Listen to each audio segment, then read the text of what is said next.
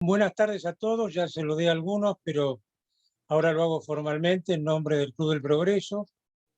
Este, yo tengo mucho gusto en presentar a Oscar Muñoz, un noble amigo, inteligente ciudadano, que me ha pedido que reduzca su introducción, que yo hago habitualmente detallada, y que la proponga como que su más preciado antecedente es haber sido designado por la legislatura de la Ciudad de Buenos Aires como ciudadano ilustre en el área de la cultura. Yo me voy a permitir, Oscar, agregar dos o tres eh, frases adicionales. Oscar es un gran periodista que primero fue abogado, ha sido funcionario público en diversas oportunidades, desempeñando con fidelidad y, y sensatez los cargos que desempeñó, y además era un muy buen amigo de mi muy querido primo Fernando Lascano, que falleció hace algunos años, de modo tal que para mí es un honor que nos deleites hoy con tu verbo. Oscar, adelante. Muchas gracias, Guillermo. Como siempre, exagerado el ditirambo. Y el honor, por supuesto, es estar en este club que hace 170 años que trata de construir la patria, ¿no es cierto? Y la verdad que es emocionante cada vez que uno puede estar en este lugar, en esta situación. Por supuesto, también mis gracias a Florencia, que suple mis innumerables lagunas en materia tecnológica y que hace posible esto, y bueno, a todos los amigos que, a pesar de conocerme algunos de ellos y escucharme, tienen la generosidad de volver a oírme. Y finalmente, una gracias muy grande al peronismo, que nos da tantos motivos para poder hablar de él todo el tiempo. A veces es un poco abrumador, pero me parece que en este caso estamos en un momento que pareciera de cambio, ¿no? De cambio profundo.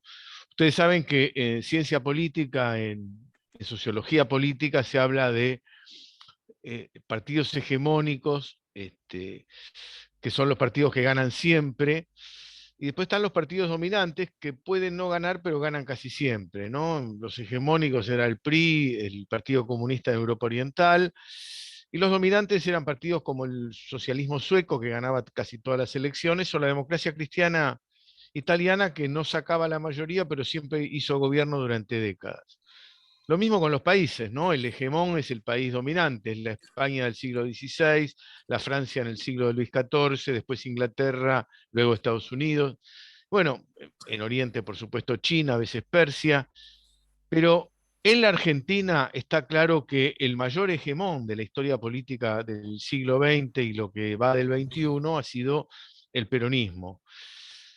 De las 13 elecciones presidenciales en que participó, ganó 10. Y las que perdió son en los últimos 40 años, menos de 40 años. Es decir, que era invencible. Entonces, ¿por qué este hegemón fue hegemón y por qué hoy está en riesgo de perder esa categoría? Es el tema de esta breve exposición con la que voy a incorporarme a este debate histórico del Club del Progreso. El peronismo arranca, como casi siempre los grandes movimientos, aprovechando una situación que sabe leer como nadie y el fin de los que manejaban hasta ese momento la política en la Argentina. Ustedes saben que el Perón es un emergente del golpe del 43 y en los 10 meses anteriores mueren tres de las más grandes figuras de la política argentina de esa época. Muere Marcelo de Alvear, que había sido presidente y era el líder de la Unión Cívica Radical. Muere el presidente en ejercicio, Roberto Ortiz, y muere otro expresidente que era también el jefe de las Fuerzas Armadas y del Ejército en particular, que era Agustín P. Justo. Todo eso se produce en menos de un año y a los pocos meses llega Perón. Esto es habitual, que termine una generación cuando viene el cambio. Pero Perón consigue, inventándolo medio de la nada, medio de la situación tal como estaba, medio de las necesidades sociales y políticas de la época, un hecho extraordinariamente vigoroso y extraño en la política, no solo de Argentina, sino del mundo. Consigue gran parte del voto rural conservador, que era muy importante en ese momento. El voto rural era mucho más grande de lo que es hoy. Consigue los votos de los obreros, tanto los viejos que votaban al Partido Socialista como los nuevos que estaban llegando al conurbano y a otros centros industriales. Consigue también el voto de muchos radicales irigoyenistas que no se sentían representados ni por el alvearismo ni por quienes lo sucedieron a Alvear. Y entonces forma una coalición tremenda, que es una coalición que tiene clases medias, tiene sectores trabajadores, tiene sectores económicos importantes. Recordemos, el primer ministro era un industrial que era Miranda, pero también había figuras como Dodero, que era un armador naviero de primera categoría. Es decir, hay una oferta general, que es una oferta que va a mantenerse, que es, por un lado, el Partido de la Justicia Social, llegando a los trabajadores con nuevas ventajas, pero también para grandes sectores del comercio y de la industria, que había un modelo productivo en una época de pleno empleo, e incluso, y esto se va a ir desarrollando después, incluso de la caída del primer Perón, el peronismo como garante de cierto orden social.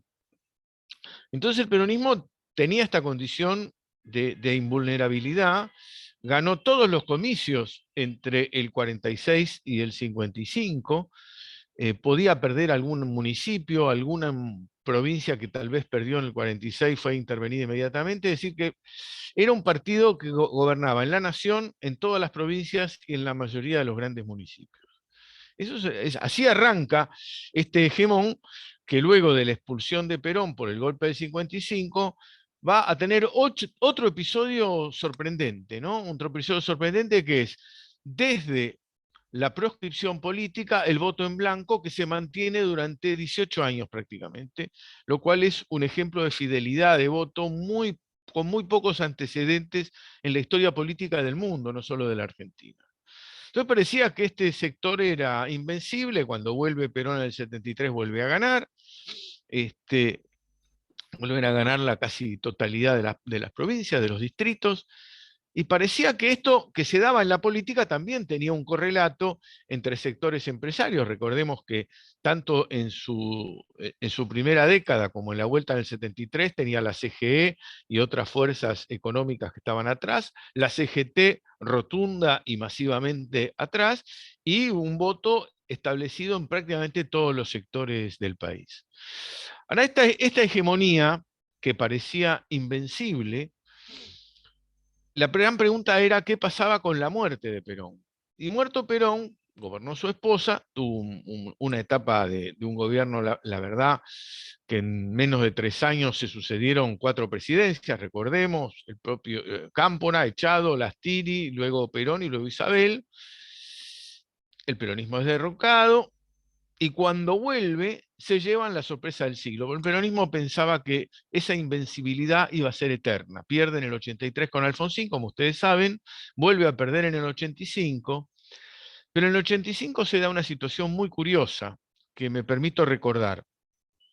En el 85 el peronismo estaba dividido, estaba partido, fue dividido en la provincia de Buenos Aires, y en las peores condiciones, con el Alfonsín todavía muy vigoroso, muy lejos del segundo dirigente político de la Argentina, era como una figura que sus índices de popularidad eran altísimos, gana por 6-7 puntos el radicalismo, lo cual hace que el peronismo en su peor momento, en su peor elección, sin un liderazgo claro, pudiera demostrar que su piso estaba en más de un tercio del electorado. Bueno, a partir de ahí tuvo una enorme cantidad de victorias, ganó el 87 el peronismo, ganó el 89, ganó el 91, ganó el 93, ganó las constituyentes del 94, volvió a ganar en el 95. es decir, una cantidad enorme de victorias con gobierno que fue el del doctor Menem, que tuvo dos peculiaridades. La primera es que fue un cambio total en la historia del peronismo, porque hasta ese momento el peronismo se exhibía como un partido reformista, keynesiano, si lo llevamos a términos internacionales, un partido con mucha fuerza en el movimiento obrero, un partido llamado, digamos, de la justicia social o de la solidaridad, y ubicado en el centro izquierda, digamos, dentro de los parámetros difíciles de encontrar para el peronismo. A partir de ese momento giró, y Menem hizo un gobierno más bien liberal conservador, lo cual modificó totalmente la historia del peronismo, a pesar de lo cual casi no hubo resistencia. Recuerden, los que se fueron fue el grupo de los 8, el más conocido Chacho Álvarez, pero electoralmente el sufrimiento fue bajísimo, casi inexistente.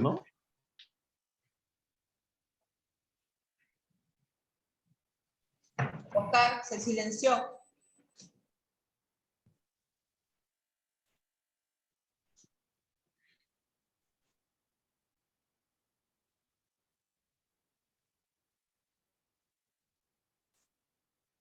Ahí está, ¿no? ¿Ahí se escucha? Perfecto. Bueno, pido disculpas. Pido disculpas, continúo. Pero se rompió algo con Menem. Se rompió esas cosas que uno no las ve porque pertenecen a la larga duración, ¿no es cierto? Pertenecen a esas rupturas que son secretas pero tan profundas que solo se pueden advertir mucho después. El peronismo había roto su historia, sin hablar si esto estaba bien o estaba mal, si era algo elogiable o vituperable. El hecho es que se produjo una crisis en su identidad. Y a pesar de que Menem había terminado su gobierno con tranquilidad, después nunca más el peronismo volvió a esa posición, a tal punto que cuando cae el sucesor de Menem, que es de la Rúa, Menem intenta ganar, sale primero en la primera vuelta y después ni siquiera puede presentarse al balotaje. Y ahí el peronismo produce un segundo fenómeno de ruptura, ya muy evidente, que es que presenta tres candidaturas. Hasta ese momento el peronismo nunca se había roto. Siempre había habido una candidatura presidencial seria y el resto atrás del jefe. Acá hubo una presentación de muchas candidaturas, ustedes se acuerdan, no es el hecho de entrar en qué pasó, pero de los 4 más votados, 3 eran peronistas. El peronismo, entre lo que sacó Kirchner, que fue el que finalmente iba a ganar, lo que sacó Menem y lo que sacó Rodríguez Sá, estaba en 2/3 del electorado. Por otro lado, el radicalismo tenía el tercio restante, porque eran 3 candidatos de origen radical: López Murphy, Carrió y Moró. Curiosamente, el representante oficial del radicalismo, Moró, es el que menos votos logró. Lo cual, el radicalismo entró en una gran crisis de la que no es el tema hoy, pero que va a anticipar esta crisis que está sufriendo el peronismo en este momento. Kirchner subió con muy pocos votos y hizo un montón de cambios. Ya el peronismo dejó de ser esa fuerza tan clara que había definido Perón, la que había intentado rescatar de la historia a Duhalde en su discurso, pero Kirchner hace lo contrario de Menem. Rompe la identidad para el otro lado, digamos, rescata un poco la historia de la juventud peronista, la que se había peleado de alguna manera con Perón en el 74, vuelven las banderas del Che Guevara a los actos, incluso hace cambios en la estructura social de la nueva Argentina, que ya no era la misma de hace unos años. Él crea las organizaciones sociales sustentadas por el aparato del Estado. ¿Cuál fue la idea de Kirchner en ese momento? Kirchner tenía la visión de que en la caída de la Rúa, algún intendente del conurbano había tenido un papel determinante en la movilización hacia la Plaza de Mayo. Para evitar que a él le pasara lo mismo, creó organizaciones sociales leales a él, con la idea de, por un lado, tener a tiro a los intendentes, que en esa época eran dualdistas, y él no sabía de cuándo iba a seguir su lealtad, y entonces amenazaba a los intendentes con el movimiento social y al movimiento social con el intendente. esa crisis sobre quién repartía los planes sociales viene de esa época. Lo más ostensible de esa política fue también, que también se dio en el interior, fue con Milagro Sala, que recibió más fondos, de hecho, para gastar en vivienda, en entrega de mercaderías, en plata directa, que el propio gobernador Fellner, gobernador peronista de Jujuy. Es decir, que ahí había una ambivalencia también en el peronismo. Y a todo esto, el movimiento sindical, que siempre había sido la columna vertebral del peronismo, que había sido clave en la primera década, que en los 18 años había sido el corazón de la resistencia a todos los demás gobiernos, fueran civiles o militares, y que tuvo su canto del cisne contra Alfonsín, al que realmente golpeó y desestabilizó bastante con la gran cantidad de huelgas y movilizaciones en su contra. Después Menem ya lo había partido a su poder, los sindicatos empezaron a ocuparse de gestiones empresariales que habitualmente no tenían, fuera de las obras sociales, los sindicatos empiezan a perder poder, los dirigentes no cambian nunca. Fijemos, hoy hay dirigentes que llevan casi 50 años, están muy viejos y están muy ricos, y no están como debiera ser el movimiento obrero, como había sido la historia, pensando en un mañana mejor, sino más o menos pensando en que nada cambie mientras ellos estén y que después otro se va a encargar. Entonces, todos estos cambios que se van produciendo han roto al peronismo, porque primero lo rompe Menem por derecha, para decirlo de alguna manera, y después lo quiebra Kirchner por izquierda, por decirlo de otra manera bastante dudosa, pero digamos, aceptemos que viene eso así, por lo menos desde el imaginario, con un cambio social muy profundo, donde ya no hay más pleno empleo, donde empieza a achicarse la posibilidad de la movilidad social, que ya golpeó el radicalismo por haber perdido eso. Y entonces vamos llegando a que este kirchnerismo que venía, parecía que se comía a los chicos crudos, empieza a debilitarse y pierden la elección del 2015. Y si nos ponemos a pensar, de las últimas 5 elecciones perdieron 4. Es decir, perdieron la del 21, perdieron la del 17, perdieron la del 15, y solamente ganaron en la elección de Fernández del 2019, donde además ya en el 15 se produjo otro fenómeno, que era ya la ruptura del peronismo, el peronismo con Massa y de la Sota por otro lado, por afuera. Es decir, el peronismo se acostumbra a no tener un único jefe, a no tener un único candidato a presidente y a perderse en cuanto a la representación social que tiene, que es un problema que también le había ocurrido al radicalismo. Entonces, hoy, ¿en qué situación estamos?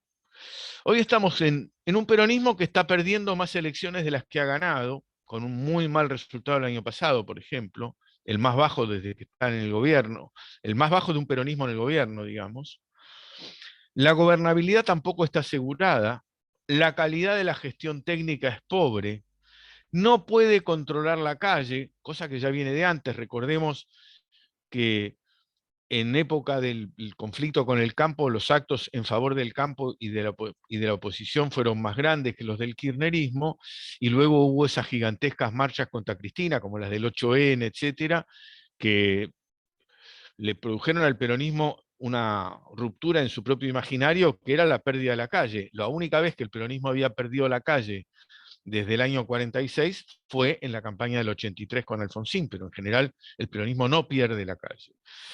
Los piquetes de izquierda crecen, los piquetes oficialistas se dividen. Por ejemplo, hoy tenemos piquetes de Alberto y piquetes de Cristina, entonces vemos que hay una pelea enorme ahí para ver quién se encuadra con quién. Los sindicatos siguen débiles y retroceden. Los gobernadores no están alineados, están en una suerte de confusión, a pesar de que el jefe de gabinete es un hombre, un ex gobernador, vino como gobernador. Y el relato le choca a parte de su público. Por ejemplo, la defensa de Venezuela es un tema que parte de los votantes del Frente de Todos no está de acuerdo, por decir otra cuestión. La coalición está en peligro. la división entre poder presidencial y poder electoral se agrava, digamos, esto no le había pasado al peronismo.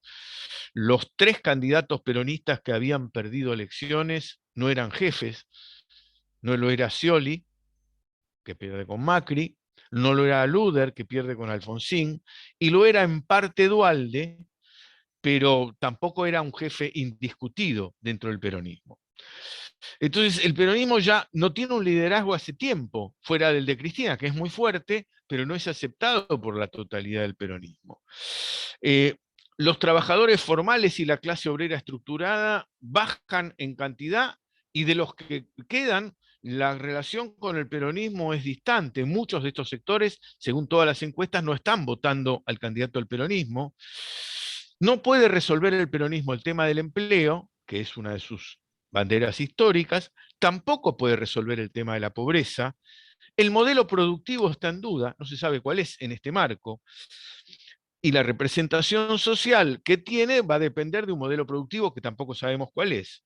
Y recordemos que el peronismo, que siempre tuvo problemas con algunos sectores importantes de poder económico, financiero, tenía una oferta para ese sector, era: yo soy garante de la paz social y mano firme. Podría ganar o perder, pero si yo controlo, no va a haber lío. La gente va a estar tranquila, y si hay lío, nosotros vamos a garantizar esa paz social. No estamos acá de monigotes, dijo una vez Perón en el año 73, ¿no? Y una idea de que es un gobierno que soluciona los problemas, aún que no le guste a determinados sectores. De modo tal que estamos, y ya, digamos, como para ir cerrando esta presentación para que ustedes puedan opinar acerca de esto, que es una introducción A ver si a esto esta que... cuestión del peronismo, ¿no es cierto? Algo está quebrado en la identidad del peronismo. Los sectores a los que representa carecen de dinamismo social y productivo hasta hoy. No están los sectores empresariales de la industria mediana y pequeña, no están los sectores trabajadores tradicionales, no se sabe bien en este marco complejo de esta Argentina que se está cambiando de modelo productivo, cuál es la oferta del peronismo hacia el futuro. La identidad ha quedado rasgada por Menem, por Kirchner y por Cristina. Está clarísimo que no hay un modelo claro del peronismo, no es lo mismo Massa, porque no es lo mismo en su visión de alianzas, no es lo mismo en su visión de posición internacional, no es lo mismo en el futuro que ofrece, no es lo mismo en la relación con la oposición. Entonces, todos estos temas que están en duda, están planteando que el peronismo está en un momento en el cual podrá volver a ganar elecciones, obviamente, pero ha perdido ese carácter de hegemón, de fuerza dominante indiscutida de la Argentina, que si perdía, perdía con el 40%, y que había que tener siempre en cuenta porque estaba el movimiento sindical que podía lapidar a cualquier gobierno, porque el control del Senado siempre había sido, y es hasta ahora todavía, muy áspero, donde el modelo que fue variando en el tiempo tenía la capacidad de garantizar o dar la imagen que garantizaba gobernabilidad, de modo tal que yo diría que lo más importante que se ha producido es: la Argentina ya no es la que era, el peronismo no está representando lo que históricamente representó, lo que representa hoy, y donde más fuerza electoral tiene. No hay una oferta productiva para imaginar un país a futuro vigoroso, como esa industria liviana del primer peronismo, o las diversas opciones siempre peronistas que tenía, por ejemplo, Duhalde, que era una visión, si se quiere, antigua, del 50, pero era un peronismo muy reconocible en la historia. Entonces yo creo que el peronismo también ha perdido, y está terminando de perder, la idea de que a los gobiernos peronistas no se los voltean y se caen, digamos. La convertibilidad estaba claramente agotada cuando Menem terminó su mandato, pero no le estalló a Menem, le estalló de la Rúa. Los problemas que tenía Cristina en la economía eran notables, pero no se cumplió el pronóstico de casi todos los periodistas económicos y de muchos de los economistas jefe de las distintas organizaciones que decían que le iba a estallar a Kicillof. no le estalló a Kicillof. Tuvo más problema al final Macri en su último año que Cristina. Pero esta vez, todas esas variables que garantizaban la gobernabilidad están en tela de juicio. La endeblez del gobierno es una endeblez, yo diría, solo comparable a la de la Rúa y parece que hasta más complicada, porque finalmente el problema interno ha estallado y hasta hoy, no es no para entrar en la coyuntura, sino para dar una breve pincelada, podemos ver un presidente enfrentado con su vicepresidente y además con un presidente de la Cámara de Diputados, que sería una tercera figura presidenciable posible, enfrentado con los dos. Así que vemos al peronismo en la situación para mí más delicada de su historia, más que la de Isabelita, el peronismo que no sé cómo va a reconstruir su modelo, sobre todo discursivo, no sé cuál va a ser su política de alianzas, no sé cuál va a ser su encuadre internacional, porque son diversas las posiciones, así que estamos viviendo en este momento, no sabemos si esto va a terminar bien o va a terminar complicado. Lo que sí sabemos es que en adelante el peronismo, para ganar las elecciones y retener los votantes, va a tener que hacer un esfuerzo que nunca tuvo, porque el voto cautivo se está desintegrando. Así que hasta aquí este esbozo de ver qué está pasando con el peronismo y para analizar esta crisis no con los diarios de cada minuto o los tweets, sino viendo en lo profundo todos los cambios que creo se han desarrollado durante los últimos años y décadas, que han llevado al peronismo de una posición invulnerable en cuanto al fervor popular a una situación como la de esta debilidad, con un problema central que está quedando, que es un viejo problema de la Argentina y de otros países, pero en la Argentina se ha dado más, que es la tensión entre democracia y capitalismo, que todavía no se está pudiendo resolver, y que me parece que es uno de los objetivos centrales, junto con terminar la grieta, para poder salir de esto. Así que bueno, gracias a todos y no sé, espero opiniones o preguntas o lo que Guillermo me diga. Muchas gracias. Ha sido realmente a todos te aplaudimos porque ha sido verdaderamente una muy breve y precisa radiografía de la situación de muchos años que ha culminado estos días, o parece que está por culminar en estos días. Yo le voy a dar la palabra a quien se anote o levante la mano, con la advertencia de que desafortunadamente, por una cuestión técnica que nos ha planteado la empresa Zoom, a las 8:10, es decir, dentro de 40 minutos más o menos, vamos a tener que poner fin a la reunión. Y como hago siempre, un poco autoritariamente, les pido que sean preguntas y no alegatos u opiniones demasiado extensas. Así que Florencia les va a ir dando las preguntas, la palabra a quienes quieren hacer preguntas. Lo que les pido a todos es que igual mantengan los micrófonos silenciados, porque si no se escuchan todos los ruidos de las cosas que hagan. Yo los silencio por eso justamente. Bueno, primero tenemos a Dayana Hanna. Dayana, abrite Diana. Diana, ¿qué dije? ¿Dayana? Sí. Diana. Bueno, le cambié el nombre. Diana Hanna, si te abrís el micrófono para preguntar, o no sé si quería saludar, se tildó. Desmuteate.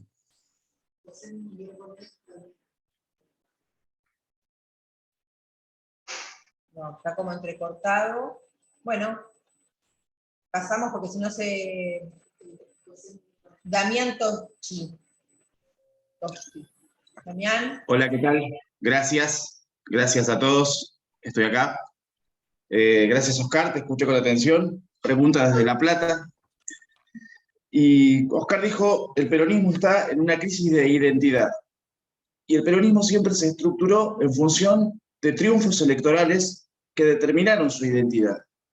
Mi pregunta es, ¿qué identidad imagina Oscar en función de un peronismo acostumbrado, como bien marcó, a perder elecciones?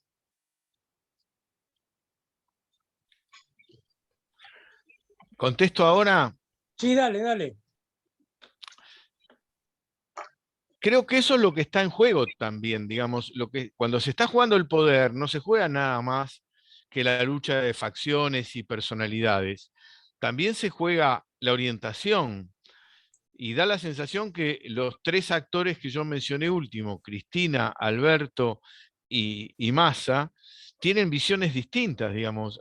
Alberto se dice socialdemócrata proeuropeo. Cristina se dice parte de este movimiento, digamos, antiimperialista confuso de Sudamérica, ¿no es cierto? De esta corriente de opinión general y antinorteamericano. Y por otro lado, Massa es un hombre amigo de Estados Unidos, mucho más partidario de reformas de tipo capitalista y de arreglo con las grandes corporaciones económicas, de modo tal que todo esto también está en juego, ¿no? El peronismo que viene es un peronismo que va a depender de cómo concluya y cómo se junten las fuerzas que están en este momento en puja. Eso es lo que yo creo. Muy bien. ¿Quién más quiere hacer preguntas, por favor? A ver, Diana, ahora sí te escuchamos.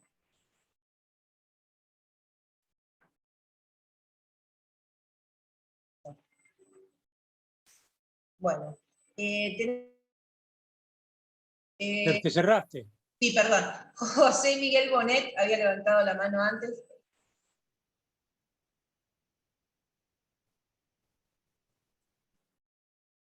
José Miguel Bonet. Facundito también, che. Bueno, Facundo. Hola, hola, hola, hola. Dale, dale, dale. Bonet, habla, habla.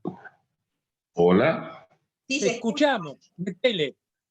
hola, Sí, Oscar. Sí, te oigo, Miguelito. Bueno, desde Dómita y Bravía Corrientes, un abrazo, che. Siempre un gusto escucharte. Muy, muy claro tuyo. Para que tienen un poquito de memoria, diríamos, ¿no es algo parecido a Azules y Colorados, esta situación sin Fuerzas Armadas?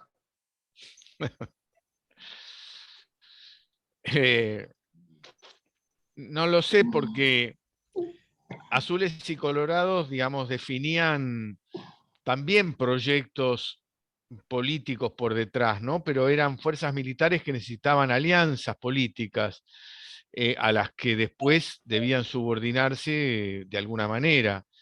Yo creo que esto es más complejo porque no sé si tienen bien claro. Me parece que el problema central que hay es que el peronismo no tiene una jefatura y que la última jefa, que fue Cristina, está hoy vacilando entre distintos objetivos. Tiene un objetivo de enderezar este gobierno en la línea que a ella le gusta, garantizar la sucesión del liderazgo en el peronismo, ver de qué modo la provincia de Buenos Aires sigue respondiendo al gobernador y a su hijo, que es el presidente del Partido Justicialista de la provincia, resolver su propio rol ante la historia, y todos estos propósitos no tienen la misma posibilidad de acción. Es decir, si vos querés trabajar para la historia, tenés que ceder poder. Si querés acumular poder, te olvidás de tu lugar en la historia, y por decir algo sencillo.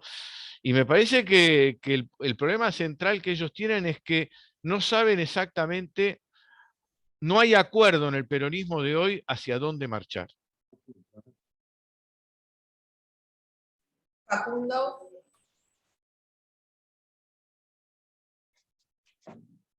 Sí, mi pregunta tiene que ver con con preguntarle a Oscar acerca de una vuelta, una reflexión que él hace acerca de que la gobernabilidad está en tela de juicio. Y yo coincido, al margen de felicitarlo a Oscar por por lo precisa y bien articulada de su exposición, que digamos, hay serias dificultades en lo que representa, en lo que expresa el peronismo, y está todo en crisis, está mal. Lo que no tengo en claro, y le pregunto a Oscar, ¿cómo se imagina él que evoluciona en función de esta situación la capacidad de control social del peronismo en el gobierno? Que yo creo que la mantiene. Uno ve la crisis de estos días, y frente a cualquier otro gobierno se imagina un escenario absolutamente catastrófico. Sin embargo, el peronismo, a pesar de las dificultades que tiene para gobernar y para encontrar un modelo futuro, etcétera, yo creo que está manteniendo una capacidad de control de la sociedad desde los recursos del Estado de que dispone.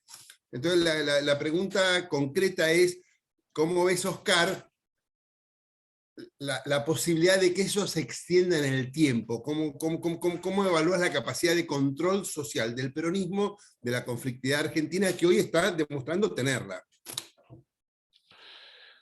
Mi opinión es que ellos la están perdiendo, y este es uno de los problemas de la crisis.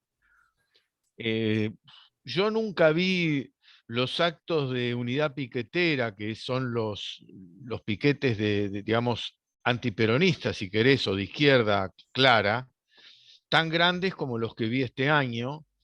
Los propios movimientos sociales peronistas están divididos, y vos fíjate que Cristina sale a romper la idea de Kirchner. Kirchner le dio dinero a los movimientos sociales para tener manejados a los intendentes, esperando que el conflicto social no viniera de ahí.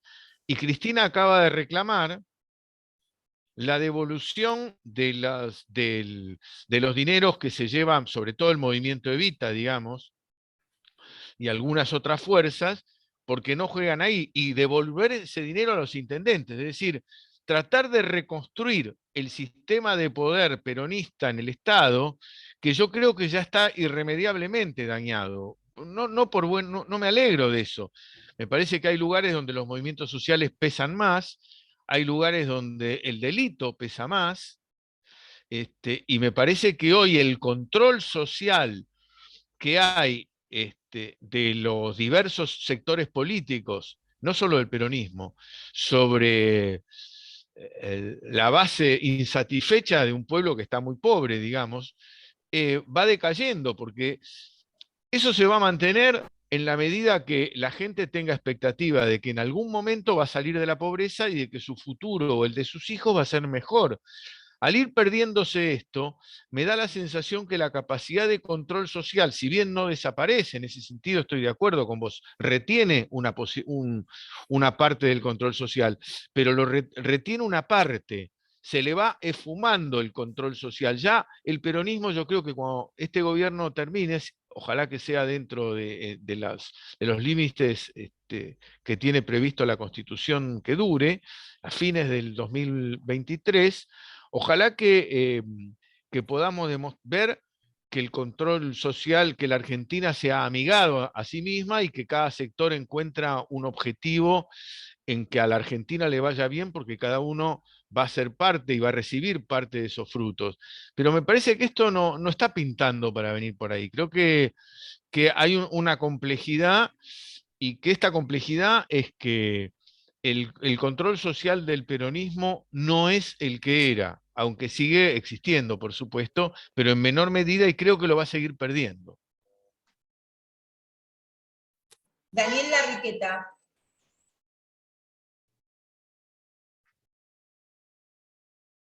Estás muteado, Daniel. Ahí está, ¿me oyen?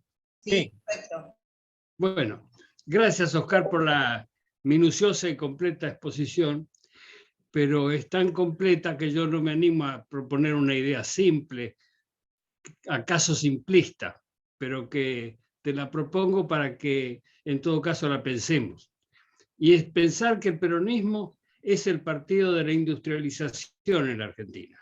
Nació con la industrialización, creció con ella y está declinando ahora con la crisis de la industrialización. Y esto se ve sobre todo en la provincia industrial de la Argentina, que es el conurbano. En el conurbano está la fuerza de la tradición industrial y esa misma se está debilitando. y con eso se debilita también el fundamento social más importante, histórico más importante del peronismo. Me gustaría saber qué piensa Oscar. Coincido totalmente. Me parece que es evidente que el deterioro en los niveles de representación tiene que ver con el deterioro de la sociedad que representaba. Así como para el radicalismo, la pérdida de ilusión en la movilidad social ascendente fue un golpe duro para sus bases, que algunas se retiraron porque vieron que esto podía no cumplirse, y el radicalismo era el partido de la movilidad social ascendente. Me parece que en el peronismo el problema es ese. Es decir, el problema del peronismo viene atrás del problema estructural. La sociedad que va cambiando no está ofreciendo algo mejor de lo que había. Entonces el peronismo va a seguir existiendo, pero con las industrias en proceso de retroceso, digamos, y el proletariado tradicional industrial también, pero no solo por razones de decisiones estatales, sino que hay un fenómeno también de cambio en el mundo de esto. Lo que estamos, a ver, lo que creo es que los partidos políticos de la Argentina se están moviendo sobre la base de una sociedad que está dejando de existir. Es decir, el radicalismo piensa mucho en los años 80, ¿no es cierto? Como si esa sociedad pudiera recuperarse, una sociedad de pleno empleo, y esa posibilidad ya no existe más. Y el peronismo también está pensando en términos de una sociedad donde el trabajo sigue existiendo. Ese trabajo, como estaba, ya no está. Y me parece que esto es lo que afloja los lazos de solidaridad y lo que afloja los lazos de representación. Es decir, así como, por supuesto que el peronismo va a seguir existiendo, pero va a tener que encontrar un perfeccionamiento sobre a quién representa y para qué tipo de sociedad va a estar trabajando, y en función de eso ver cómo se representa. No sé si esto, que es todavía conjetural en una parte, que es el futuro, pero que hay otra que es evidente, que es el pasado inmediato y el presente, que es esa desindustrialización, esa pérdida de trabajo formal, que obviamente ha lesionado la estructura social de la que se nutría el peronismo también. Muy bien. Hay una pregunta de Daniel Lagos que dice, Oscar, ¿cómo ves la figura y actuación de Massa?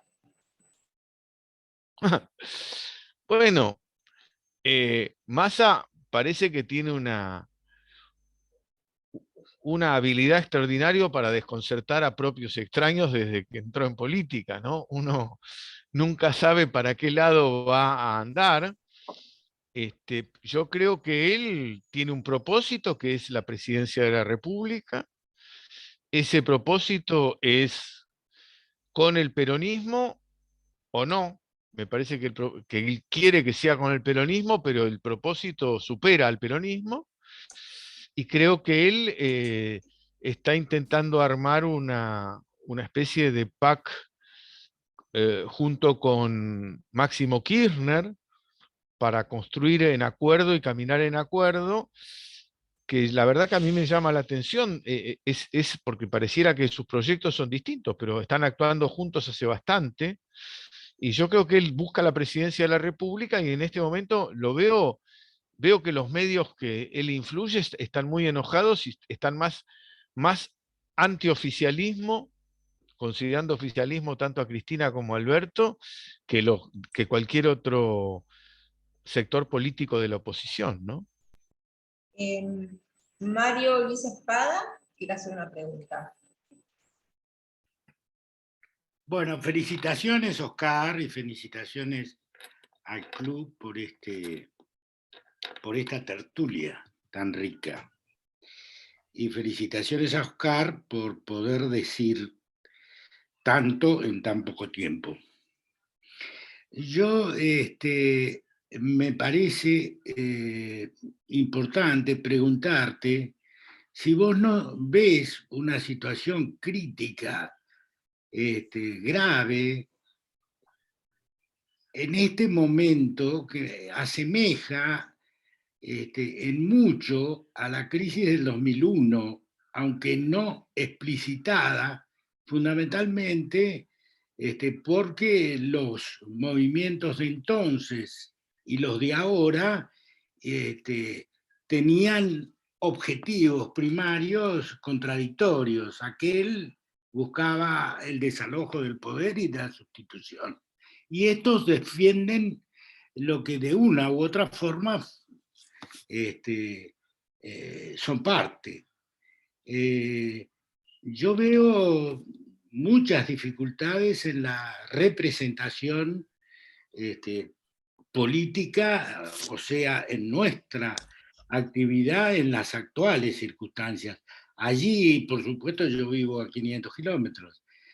¿Ustedes no lo ven con la misma intensidad con que lo advierto desde acá? ¿Soy claro o no? Sí, yo creo, para mí clarísimo, creo que hay bastantes semejanzas con el gobierno de la Alianza. En primer lugar, porque son dos frentes electorales, dos coaliciones. En segundo lugar, porque los vicepresidentes parece que de las coaliciones parece que no terminan de funcionar, ¿no es cierto? Porque la renuncia de Chacho Álvarez a la vicepresidencia de la República, acusando al gobierno de comprar una ley, le hizo un daño del que de la Rúa nunca pudo reponerse, me parece. Y creo que la vicepresidenta actual le está haciendo un daño al presidente irreversible en cierto sentido. En ese sentido, digamos, cuando los gobiernos se agrietan por dentro, la previsibilidad desaparece, la confianza se fuma y es el peor de los motivos, ¿no es cierto? La peor de las razones, la peor de las excusas para poder resolver algún problema. Cuando una coalición se rompió y está en el gobierno, el daño es para toda la sociedad y es muy difícil de sustentar. Yo no sé cómo no lo advierte el gobierno actual, ¿no es cierto? No lo entiendo, la verdad que no entiendo cómo no lo advierte. Y sí, es una coalición que está fracturada públicamente, digamos. En ese sentido es parecido a la crisis política del 2001, es decir, la crisis esta es más política que económica, toda la crisis financiera, nadie puede, digamos, todos los problemas que hay para el refinanciamiento tienen que ver con la falta de previsibilidad política que ha desencadenado la interna del gobierno. Pedro Calvo, ¿quiere hacer una pregunta? Sí, gracias. Gracias a Oscar Muñoz, a las autoridades del Club del Progreso. Dos preguntas, empalmando una con lo de Mario Luis Espada. Hoy planteaba Chino Navarro, uno de los principales asesores del presidente Fernández, e incluso el expresidente Eduardo Duhalde decía que estaba hablando con Gerardo Morales, presidente de la UCR, la posibilidad de un acuerdo político. Por eso lo empalmaba con el 2001, porque la salida fue en un marco de un acuerdo de las principales fuerzas políticas y sus líderes desde entonces, Eduardo Duhalde y Raúl Alfonsín. Si ves esa posibilidad factible en el corto plazo. Y segundo, teniendo en cuenta que la inflación se va a profundizar, que la pérdida del poder adquisitivo de los salarios se va a dar fuertemente en los sectores medios, en los sectores populares, y tomando en cuenta las últimas elecciones, creo que hay un análisis de Artemio López, que es el principal consultor del oficialismo, del kirchnerismo, donde habla que solo en las PASO el Frente de Todos perdió 2,5 millones de votos, perdió 400.000 votos, creo que Juntos por el Cambio, después se dio en la elección creo que 400.000 votos del Frente de Todos en el Gran Buenos Aires, y decía que Juntos por el Cambio sumó un voto. Esa pérdida en los sectores medios, sobre todo en los sectores medios bajos, ¿dónde ves que puede irse esa pérdida de votos del peronismo? ¿A qué candidatos? Porque ya hay muchos en danza y no creo que aparezca alguno por afuera, ya lo tenemos a Milei cabalgando en esa dirección, o a qué espacio político, teniendo en cuenta, por ejemplo, que el PRO habla de ir a un segundo tiempo, que plantea claramente una reforma laboral que tiene que ver con la pérdida de derechos, o por ejemplo habla de nuevamente privatizar el sistema jubilatorio, etcétera, etcétera. ¿Hacia dónde pueden ir esos sectores medios, sobre todo sectores medios bajos, que dejarán de creer y de votar al peronismo?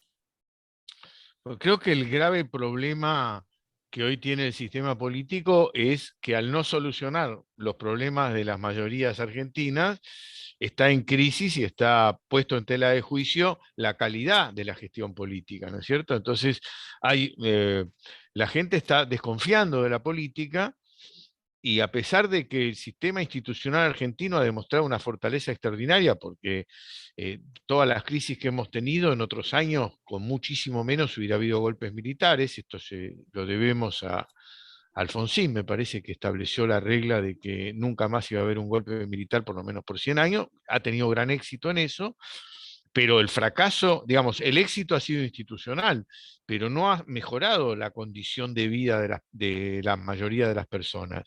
Entonces, esta crisis de la política hace que la gente se aleje de los partidos. Esto también tiene que ver con que la gente se alejó del radicalismo, se aleja del peronismo, se agarra a casi cualquiera de los que aparezca.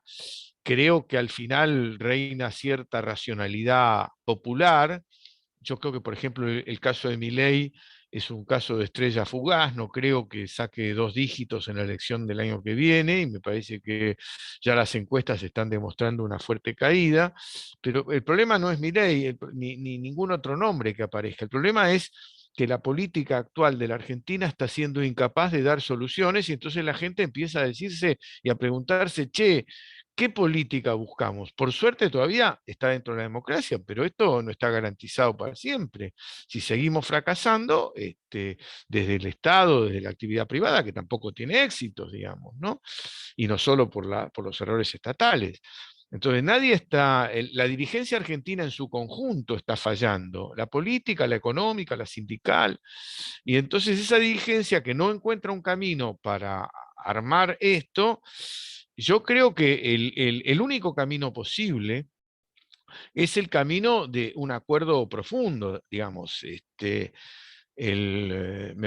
A mí me parece que el segundo gobierno de Cristina, insisto yo con esto, fue peor que el primero, el de Macri fue peor que el de Cristina, el de Alberto es peor que el de Macri, y el próximo seguramente va a ser peor, porque no se puede gobernar en semejante crisis, donde un sector quiere hacer algo, el otro lo boicotea, no le da los números, no lo permite votar la ley, o lo tirotea desde la calle, y después cuando cambian de posición y el opositor pasa al gobierno, trata de hacer lo mismo que hizo el anterior en el gobierno, y el otro hace lo mismo que el otro en la oposición.